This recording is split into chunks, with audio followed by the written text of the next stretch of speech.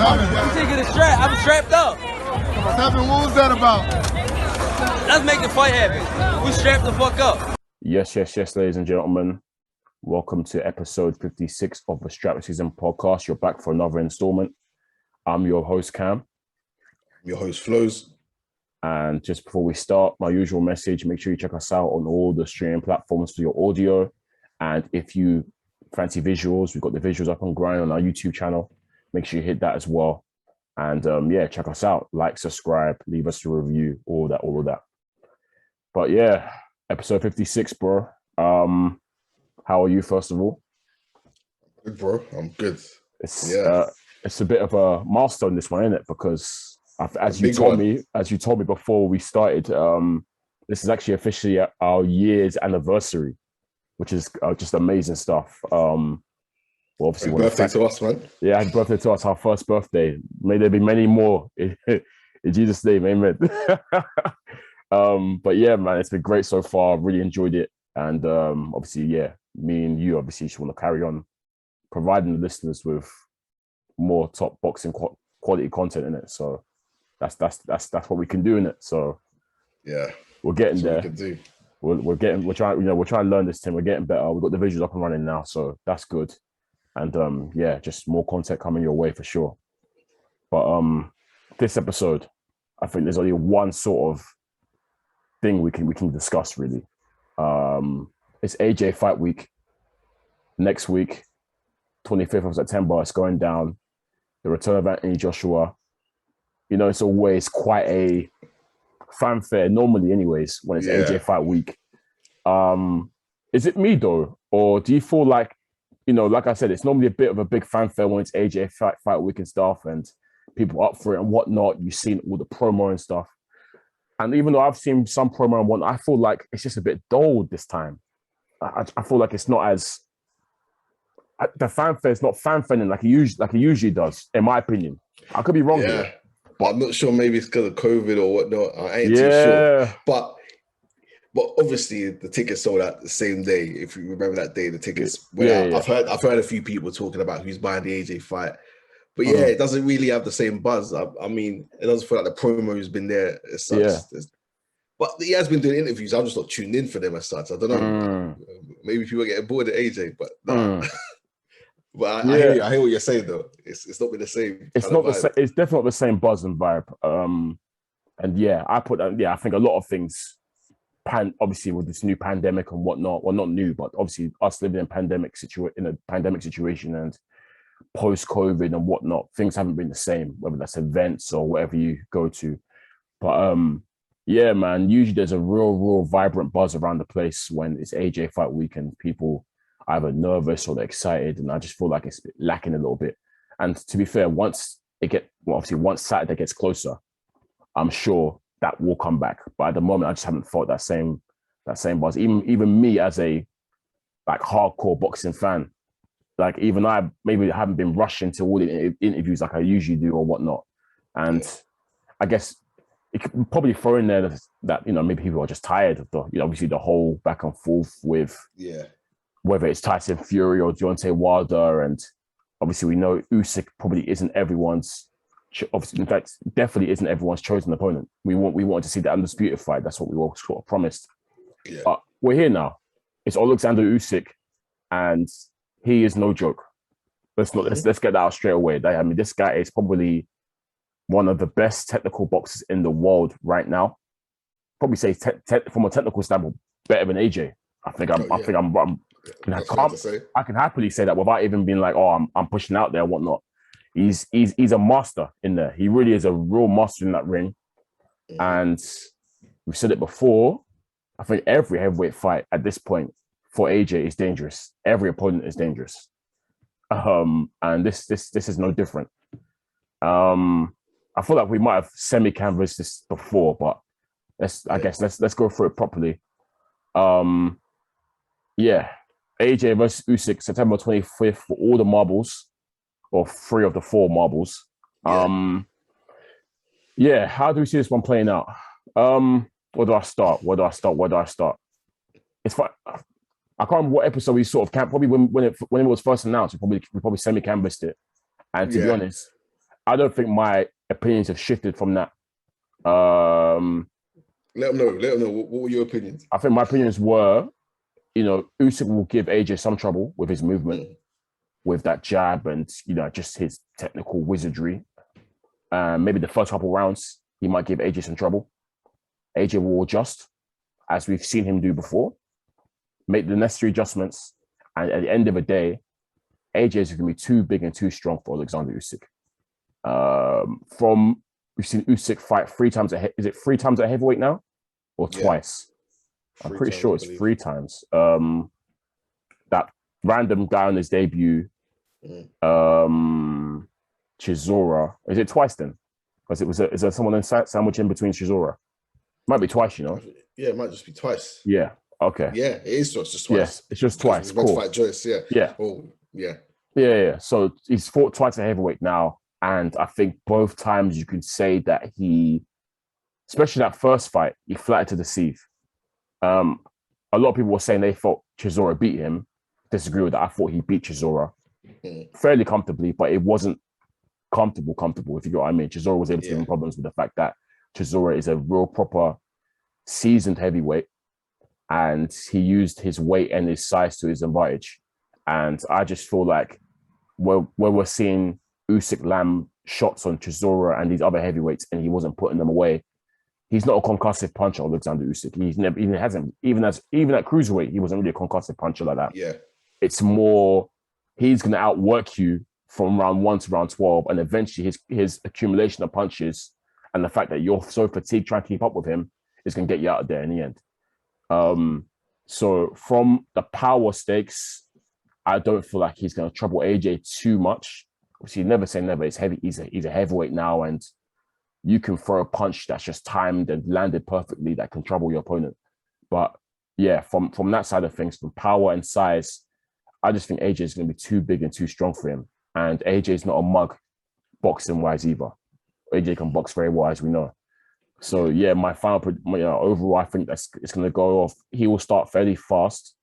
AJ should adapt, and then towards the end, AJ is going to close the show in true AJ fashion. I think AJ knocks him out. Yeah.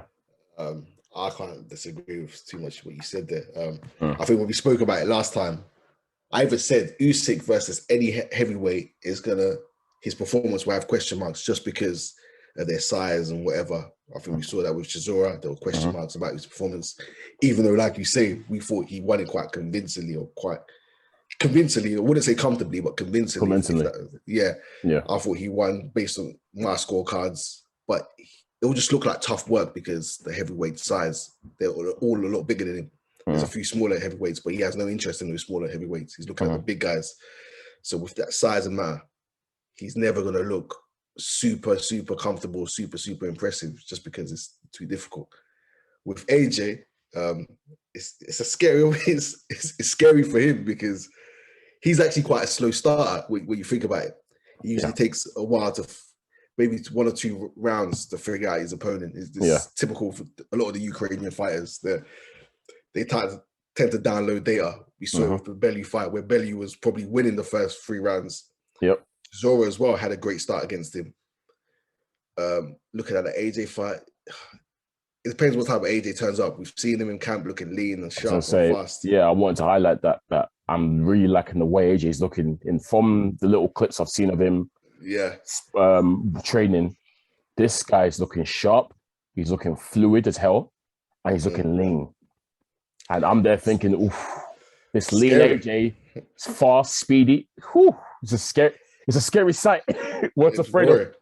If he turns up and maybe wants to get Usyk out of there, Usyk can't afford to be taking 1, 2, 3 rounds to download data. And we saw with the Chisora fight, a tired Chisora, a jaded Chisora, he couldn't get out there. Yeah. And boy, if your shots aren't getting out, Chisora can take a punch, but he's been knocked out. Yeah, I was going to say Chisora's got a very good chin, to be fair. But yes, he can be knocked out. We've seen him. We've seen him knocked out. Yeah, like slumped, no complaints kind of thing. Yeah. So and Chisora was blowing that fight, so he should have really got him out of there. Yeah. And he was getting hit as well. Chisora was landing. Chisora ain't as swift or as quick as AJ now. Yeah. And I wouldn't say he has the same power as AJ. So you can't afford to be giving away shots against. Listen, Usyk gets hit. We've seen it throughout his career. He's not like some mega like defensive genius. He gets hit. He does get hit, and yeah, you can't afford to be getting hit by AJ. Yeah. We'll see. It's a tough test for AJ, and if it goes into the deep rounds again, once again, you're asking questions of AJ's stamina, and yes, but he always has a second win. To be fair, he's shown that second win. But it's a good fight. If it goes to the deep end, who knows? But like you say, I think AJ is going to get him out of there, just because he gets hit. The power, AJ's looking fluid. AJ's going to want to make a statement. Yeah, it's too big, too strong, too quick. Yeah, the stamina thing is probably the only worry. Like he does get second win, but one thing about Usyk, what probably for me his best attribute is his ability to just up the ante when he needs to. As you said, he does start slow. But when he wants to then start putting rounds together, and as you saw with Belly, it was a case of, cool, I've been boxing in this gear for this long now. I'm not going to go to gear whatever. You have to try and match me. I'm going to raise it again. And he will just keep on going all night with that. Yeah. And his jab, we know he's a beautiful weapon. His jab is so piston-like and so varied. It's up, high, low. It's wonderful. Yeah. So from a stamina point of view, I know that, Usyk will come correct. But once again, you got to take into account, obviously, the fact that he's fighting a true bona fide heavyweight. So if AJ does decide to be a bit rough in there or lean on him and whatnot, that's going to sap energy regardless. Yeah. So, yeah, I mean, there's a lot of variables, as there always is with a heavyweight boxing fight. Yeah. But it's just hard to look past AJ on this one, especially with how I was so impressed with how sharp he looked in those clips I saw, man. Yeah. I was so impressed with how fluid he looked, man. He looked great. I think you said he looked like Muhammad Ali. Boy, look at that. Yeah, you're looking fluid. That's the most fluid I've seen, like you said. I've never seen him look that fluid. Everyone says one of his main criticisms is that he's robotic. Yeah, exactly. He was looking so fluid in those clips. I thought, woof, this is scary. I like the look of this AJ. And I'm not surprised he's leaned down a little bit, because Usyk obviously is a cruiserweight naturally, and Usyk relies a lot on movement and footwork. We know Usyk's footwork is world class. So it's a no-brainer for me that he's leaned down. But we know with AJ, he's come in lean before and retained that power, I think. So I'm not worried about him losing power. I think that power is going to stay, regardless. Yeah. No doubt, especially fighting a cruiserweight. It will be interesting to see what Usyk looks like if he's bulked up a bit. I haven't really paid attention. I haven't seen much of him. Yeah, I haven't either. So, yeah, I expect him to come. Not obviously. I think naturally there's only so far you can go, and I think Usyk has tried to bulk up and just hasn't been able to put on the weight like that. And it's probably naturally that's how he is. I do think it'll be heavier than what obviously we're used to seeing him, but he will still be fairly light. We're not going to see him balloon to like 18 stone or something. That's just not him. That's just that's not him, and that's going to take away all his wonderful gifts. So he's going to try and stay fairly light, obviously. And yeah, I think the best bet for Usyk on winning this one is just obviously relying on his superior skills, being behind that jab. Yeah, winning on points, being behind that jab and staying moving in there. And AJ is going to have to be cutting off the ring, I think, in portions. But one thing we know about AJ is versatile. He can either fight on the back foot, as we've seen, or he can be stalking you and cutting off the ring. So, yeah, man. What I wanted to say, like I could only see Usyk winning on points realistically. Realistically. Who knows? This, like we say, it's heavyweight boxing. You could stop him late or something. But we know this sport too well. Is AJ realistically going to lose on points to anyone? Deep it. Like, let's not protect AJ because it's AJ. In London? Let's deep it. In London. Pay-per-view, match room, impossible. He's this is the final one on his Sky contract, which they're trying to renew. Yeah. It's at the what's it called? Tottenham Spurs Stadium. Is AJ losing on points to Oleksandr Usyk? Nah. Yeah, Usyk, you better try and knock him out, because even if he's hurt, the ref is gonna get in there. Yeah, it's true.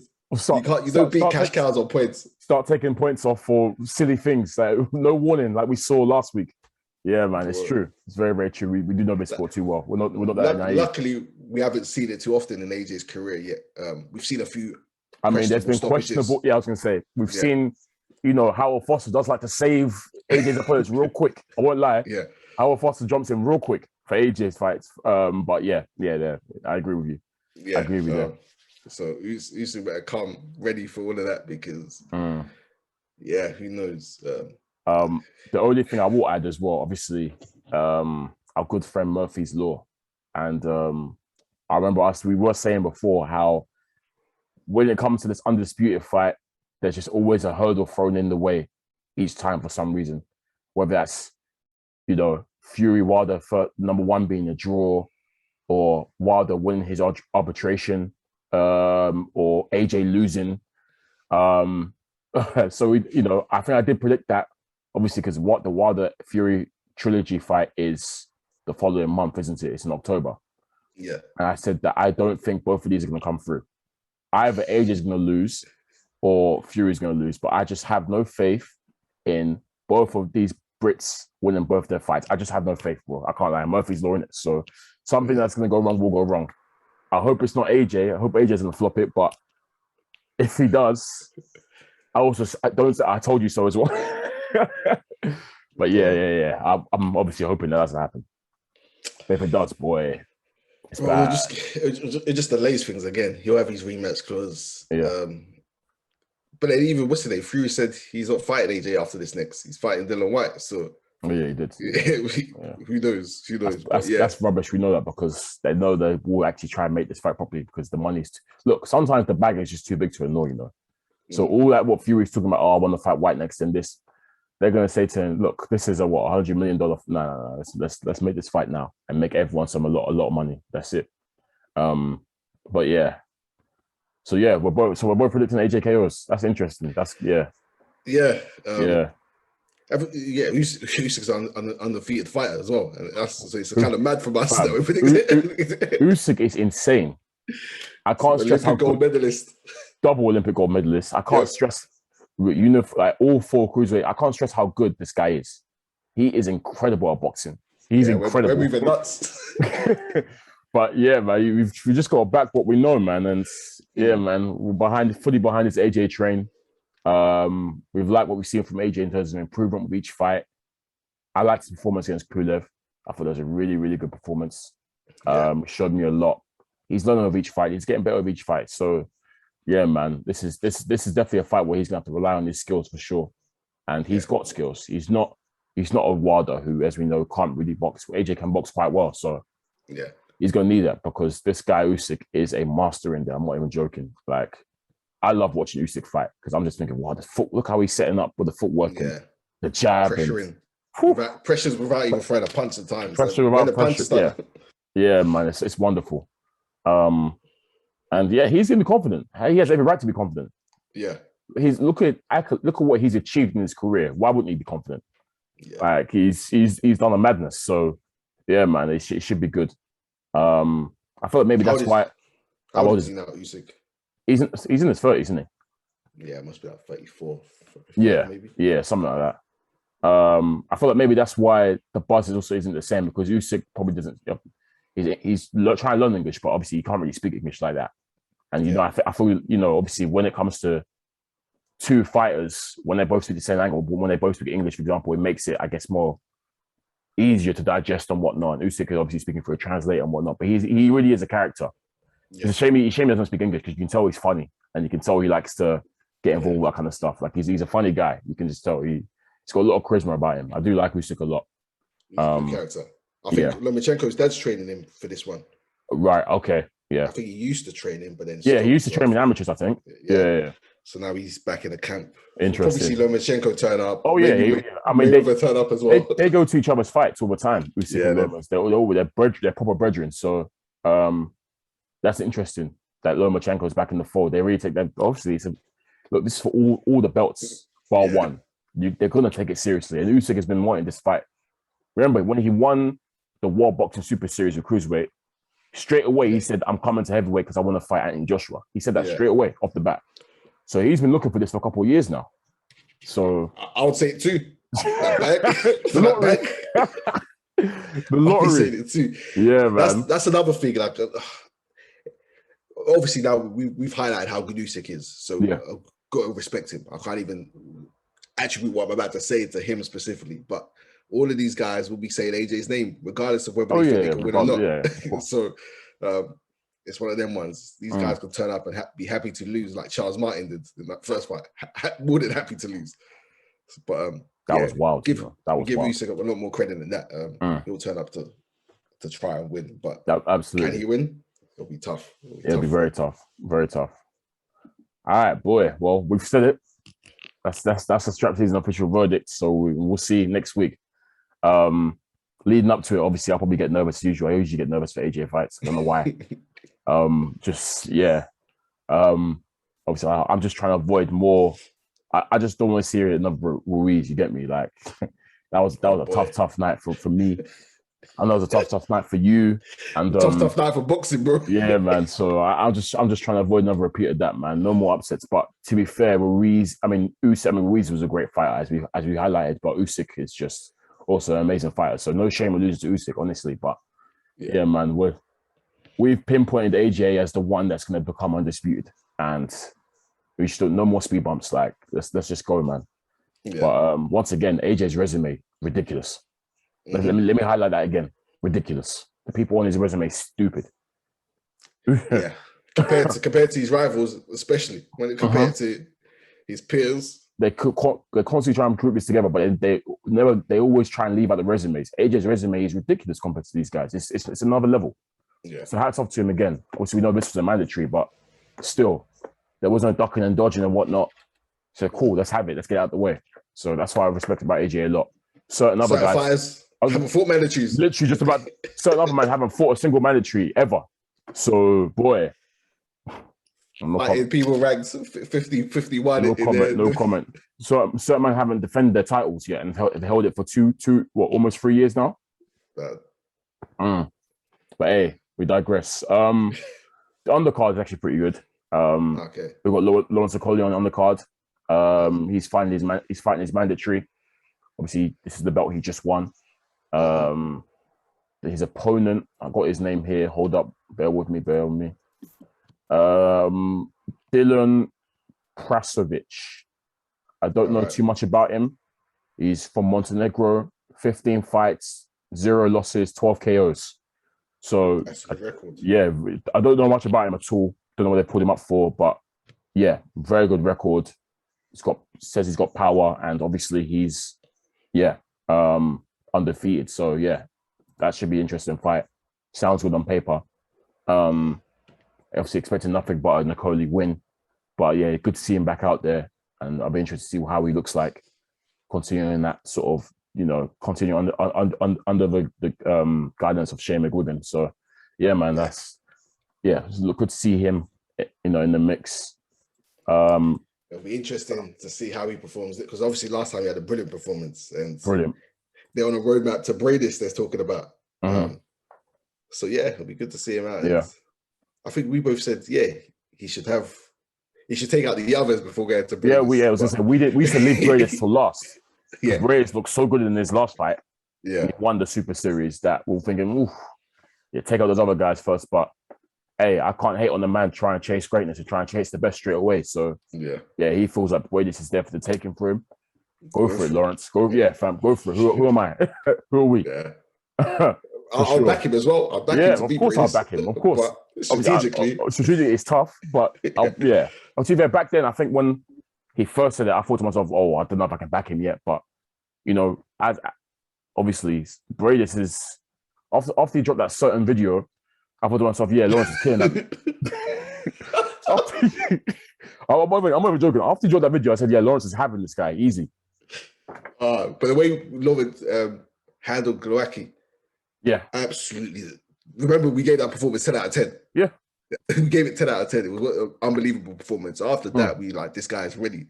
He's ready for anything. But just strategically, take out the other champions and then boom, take out. Easier, in my opinion. Yeah, it's just easier. But man, hey, do your thing, masterclass. Yeah, I am as well. Another KO. Callum Smith. I believe this is his first fight back obviously since the Canelo loss, which means his first fight at light heavyweight. He's up against a guy called Lenin Castillo. 21 wins, 16 KOs, 3 losses. So yeah, this is just a sort of, you know, dip your toe in the water at light heavyweight sort of kind of fight for him. But yeah, interested to see him at light heavy. I think it's a weight class he's ready for. He's definitely got the size. We always say we don't know how he makes super middle. He's like 6'3".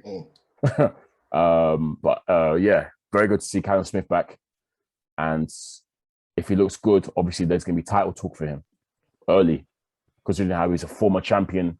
What are you laughing? Because I just remembered what I didn't watch the video, but I saw a headline saying, "Yeah, he wants to fight Canelo like heavy." This guy's won the lottery, but he wants another stab at it. That's hilarious. I can't wait for Canelo to retire now because these lot are pissing me off. I can lose to him when you're calling him out heavy division. That's hilarious. Forever call out Canelo as long as he's in the sport. Flows, of course. There's two money makers in this division. There's 3 because 3. I was going to say. There's 3 ways to make money in this business. We know what the problem, Charles. From when you saw Brady say do that video, like you say, man, disgusting. But yeah, So yeah, Callum Smith, he's back. Yeah, interested to see him at light heavy. Expecting a good performance from him, and yeah, there'll be title talk from him straight afterwards, I'm sure, because obviously as an ex-champion, that kind of gives you a bit of clout when going into a new division, a little bit, I guess. So yeah, we're interested to see how he fares against this Castillo guy. Another player I don't really know much about, but yeah, decent record, enough for a first fight in a new division. I want people to remember that Callum Smith is no joke, just because of what happened to Canelo. You always say this as well. Because people need to. It annoys me because Callum Smith ain't a joke. Callum Smith is cold, very cold, soft. Yeah. Callum Smith was. I'll repeat. I've said it 3 or 4 times on this podcast. People were saying Canelo's not going to do that to Callum Smith. Yeah. When he fought Rocky Fielding, he said, "Yeah, that's Rocky Fielding. He won't do that to Callum Smith. He done it to Callum Smith." People forget Callum Smith can bang. He's strong, so he should do well in this division. I think he's perfectly fine with this division. Yeah, he was always a big super middle anyway, so yeah, it makes sense. And we might see him fill out a bit because I think one of the things we said about him making super middle was that he's mad skinny. Maybe that's why he can make it, but now he probably doesn't put so much pressure on himself to make that weight and he can fill out a bit more. Maybe we'll see.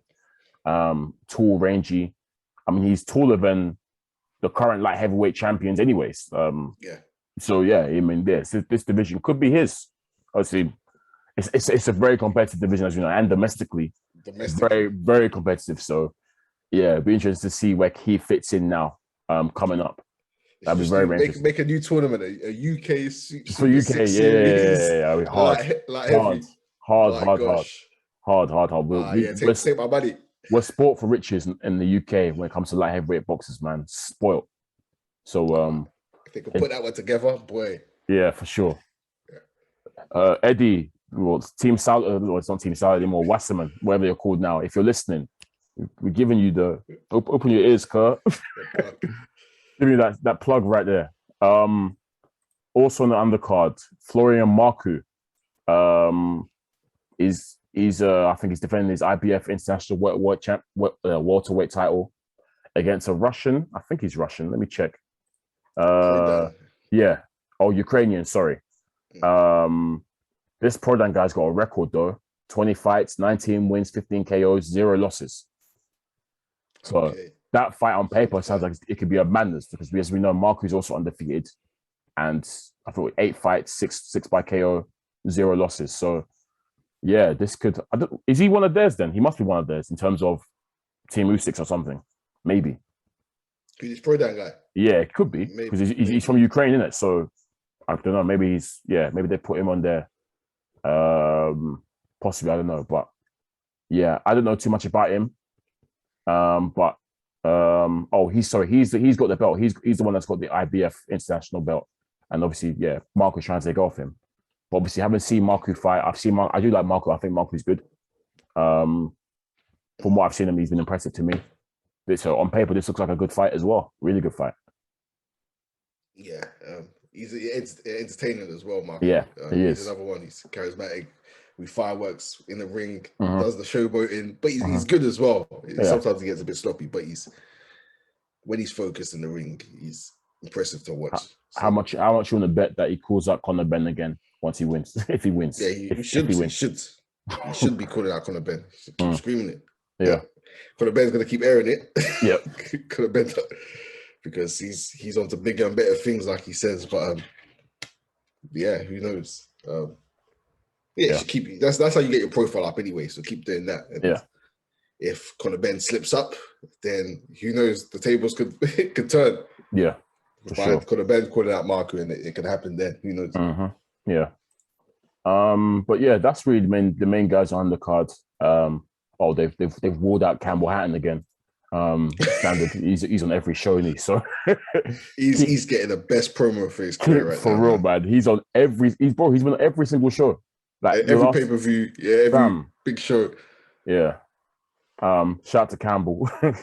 I don't think I'll be tuning in for his fight particularly, but yeah. But good to see him on there, man. Yeah, he's getting his promo for sure. He's getting his views up as well. So that's good. Yeah. But yeah, overall, yeah, for sure. You know, overall, I think it's a really good card. There's some good fighters on there. So, yeah. Pay-per-view, they have to stack it. So yeah, I'm looking forward to this one for sure. And that main event should hopefully bring off. Hopefully we should see a really good fight. And I think they will. I think it might be cagey at times, Joshua Usyk, but we'll definitely see some action. Definitely. All right, let me ask you this. Yeah, go on. Hypotheticals now. Now let's say AJ wins, but Fury and Wilder aren't available. Something happens, Murphy's Law, whatever happens. Who would you like to see AJ fight next after Usyk ruling out Tyson Fury, Deontay Wilder? If they're both ruled out,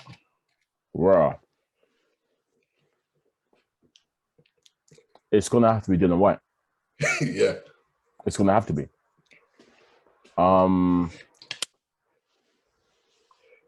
Yeah. I mean, that's not the circumstances I want to see him fight White, but there's always so much you can delay, and the public will probably demand that if he's unavailable, unless he wants to wait for them, which I don't think he wouldn't do, he's got to stay busy, and obviously Matchroom got William out at least once a year anyways for their money. So the only credible opponent really would be Dylan White. Obviously there are good up and comers. Oh, to be fair, Joe Joyce is there. Joe Joyce is there. Joe Joyce could possibly be an option. He'll probably beeline for something. In fact, wouldn't Joyce now be mandatory for the WBO if Usyk falls? If Usyk falls, or whichever one falls. Yeah, but he wouldn't be obligated to fight back-to-back mandatories. No, he won't be. He won't be. He'd probably be Dylan White, to be honest, or he goes to America, or tries to go to America again for redemption, and he tumps up King Kong Ortiz.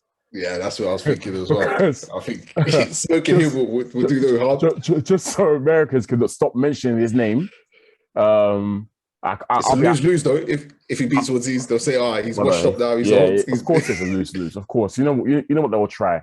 Yeah. These lot have been trying to insert Luis Ortiz's name as one of the killers for ages, and obviously, me and you, we don't have it. Every time we hear them say it, we like, no, hang on.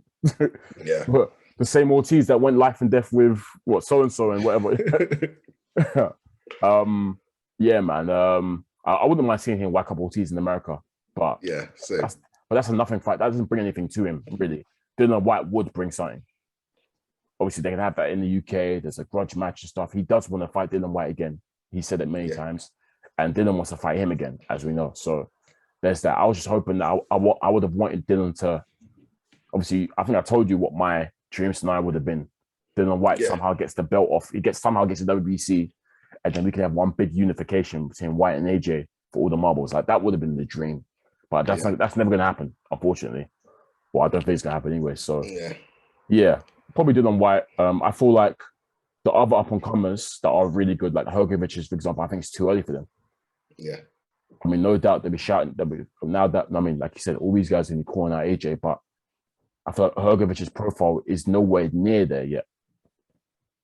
No one knows Hrgovic for the most part, in the casual sense, anyways. So yeah, it can only be Dylan White, or he goes to America and beats up Ortiz. That's about it. I don't want to give guys like Jerome Miller a chance, because even though that needle was, even though that needle was amazing, after what he did, I don't feel like he deserves a shot. After what you said needle, I thought you were talking about something else. I mean, there's that needle too, but that needle must have been amazing for him.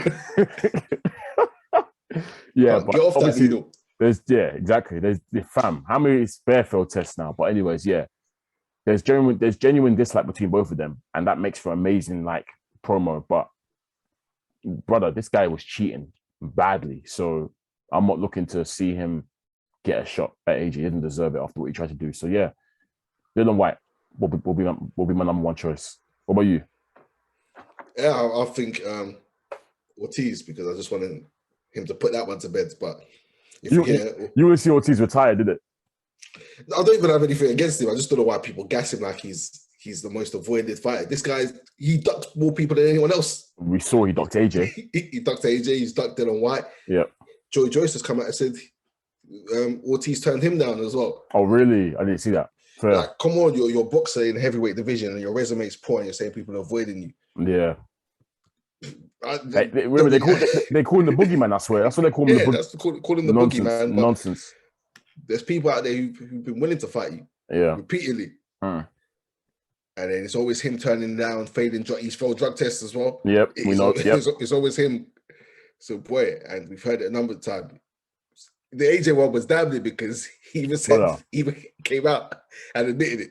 Yeah. So boy, Dylan White would be good, but circumstances, I don't like it. I want Dylan White to hopefully grab hold of a belt. He deserves a belt. I'm praying for it, man. Like you said, he deserves it. He does deserve it.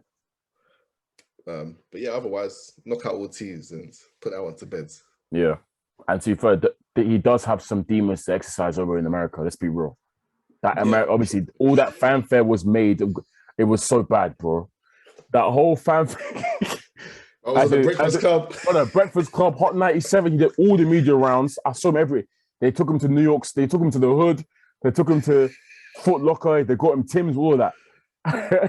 They showed up to tie up Tim's. The top turnbuckle.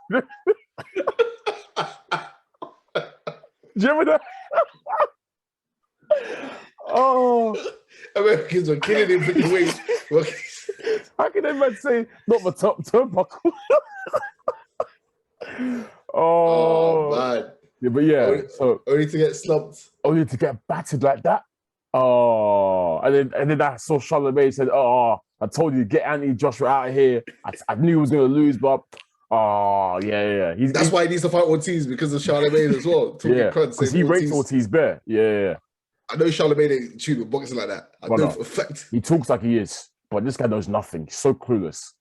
So yeah, he does have a lot of demons exercise in America for sure. Because what happened at MSG that night was bad. So yeah, either or, I'll be happy with, to be honest. But one of them has to be available. Fury or Wilder. They have to be. They both can't be unavailable. If he has to fight the loser, he's got to fight the loser. Just do it, because, bro, anything can happen, man. Yeah, anything. I mean, knowing Fury, this guy might damn near retire as soon as if he wins. As in, he's that unpredictable. He could easily just say, "Oh, I'm cool. I'm calling it a day." He's finished if he does that. I mean, there's question marks as to whether Fury is going to turn up for this fight. I'm hearing question marks about whether I'm seeing like murmurings about, oh yeah, is Fury gonna like? Obviously, they haven't really seen anything in him in camp and stuff. He's been quiet, etc. They don't even know what his headspace is like if he's even going to show up for this fight. So, boy, you never know, man. You never know with that guy. Boy, we'll see. But yeah, that's the AJ canvas done, really. Done with talking. We just got to see it. We got to see it happen now. Just before we go, there was a fight that took place this weekend. I don't know if you caught it. Streets were talking about it. Bouncer versus Arms Corleone. we're gonna say on that one. I didn't watch this fight. I didn't watch it. It was one of those. I was out, but the venue I was at had no reception. So when I've come out now, I've just seen bare group chat saying, "Raw, bouncer won." So I thought, huh? Yeah. I went straight to the timeline, and brother, I was cackling for 10 minutes straight. All the memes were killing, man. All the memes were finishing me. So funny. I will just say this, like, I've said it before. We've said it before for people looking to come into boxing. We always say boxing's not for play. It's not easy. So Lord knows why they man decide to go and do MMA. Are you mad? Boxing's hard enough as it is. MMA is a different ball game. steep learning curve. As we saw, apparently the fight was awful. That's the difficulty with MMA. I don't know why they chose that. It's not. It was meant to be boxing apparently, but then Arms, I think, said, let's do MMA instead. And he was like, okay, cool. Was it Arms that said it or Bouncer? Yeah, no, apparently it was Arms. It was Arms that said, let's do an MMA thing, which is even. You got grip stuff. Boy, well, I mean, from what I saw, they were just hugging each other on the ground for 15 minutes. But and they did 5 rounds as well. Pros even struggled. That's regular. Pros even struggled to do 5 rounds. Yeah, well, boy. At least we know that when it comes to amateur stuff, amateur boxing is definitely better than amateur MMA. I can promise you that. At least way more exciting because, boy, I heard that fight was awful. But yeah, man, this fighting game is not easy, man. It's not easy at all. It's a different kind of physical fitness and mental fitness. It's crazy, man. It's not for play whatsoever. That's all I'm going to say on that one. Yeah. Well, fair play to them. They got in there, made it happen. And they got the bag as well, so fair play. It's an L, but it's a W at the same time. They're both getting. That's what I said. What happened? If it's a stinker, they're both gonna get called for it. Yeah, doesn't mean no winner. But yeah, they got their bread. They got their respect or whatever. Yeah, fair play to them. Yeah, I don't know if we'll see more of this kind of stuff. Whether it's, I would love to see. It's Bouncer's a whole production. Yeah. So he's got the whole promo company and stuff for sports and bad. Yeah. I would love to see rappers get in the ring, but obviously we know UK rappers are very sensitive, so it's never going to happen. And the loser will come back and shoot up the whole place. Rappers never. Yeah. These rappers, even what American rappers have jumped to the ring before. All of them talk about it. Never happened. There was talk time ago. Chris Brown was meant to find Soulja Boy. It never happened. Yeah. Musicians are too sensitive. They won't be able to take the L. They won't be able to take the L lightly. It'll be deep. Yeah. So never gonna happen. But it'll be nice. It would be nice. Actually, wait. Who's the rapper in what's it called? Frederick Starr's brethren.